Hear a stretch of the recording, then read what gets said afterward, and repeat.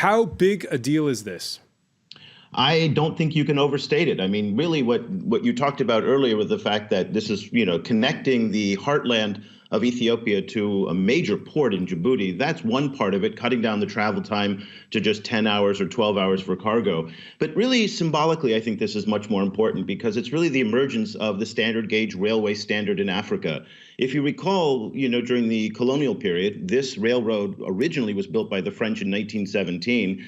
The French, the European, the Germans, the British never had a consistent standard, so you didn't have that cross-border trade. What the Chinese are doing, not only in Djibouti and in Ethiopia, but also in Kenya and soon in Nigeria as well, is laying out the rails for this standard gauge standard. And I think it's really going to be very exciting to start, facilitating intracontinental trade, which is critical here. Critical. It's interesting the way the Chinese did this. They followed the old rail stations, but preferred to build their own stations from scratch. Well, that makes sense because if you see the infrastructure, some of those old stations, they're decrepit in many cases, and it is easier sometimes to build it from scratch.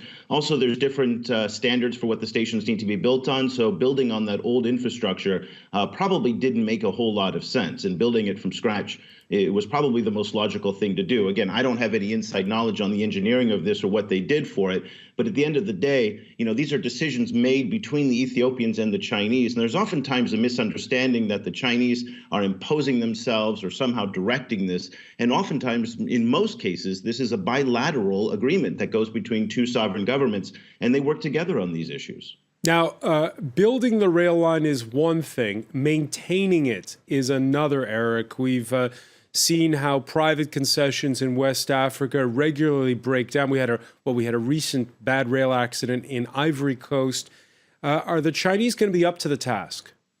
Well, it's not entirely up to the Chinese. I think you're seeing here in Ethiopia that they're training for 5 years now, local staff in Ethiopia, and then also bringing people over to China to train engineers as well. But this really raises a couple of key points here, because the maintenance of these infrastructure projects that the Chinese are building throughout Africa depends in large part, on the host government and what commitments they make to it. So a lot of times it's the Chinese who build it and then it's handed over. In some cases, there's a transition period of 5 to 10 years. And in other cases, it's immediately turned over. So really, the quality of the infrastructure varies, from country to country, project to project. But there's some new data that came out earlier this year that indicated that the quality of Chinese infrastructure is either at average or above average of World Bank standards on World Bank funded projects. And I think there's a bad reputation for a lot of the Chinese built infrastructure in Africa, in part because the media will pick up one or two anecdotes and then kind of stretch that across the continent. And when we talk about the scope and scale of Chinese infrastructure building in Africa, we're talking in the tens of billions of dollars, upwards of $54 billion.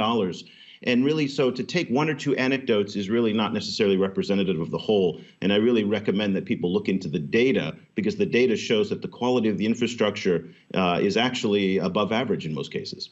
There really is, though, you got to say, Eric, an East versus West feel to this inauguration of the rail line. After all, something like this, shouldn't it have been the remit of the World Bank which has financed rail projects in the past?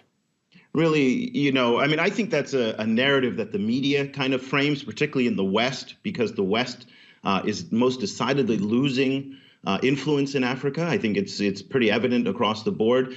When we talk about soft power and that influence that comes from these kinds of projects, and the West definitely still has the advantage in cultural soft power.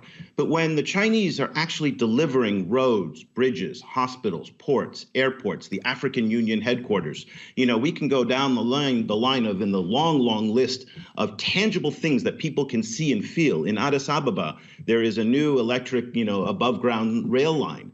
People see that, and that is a new form of soft power.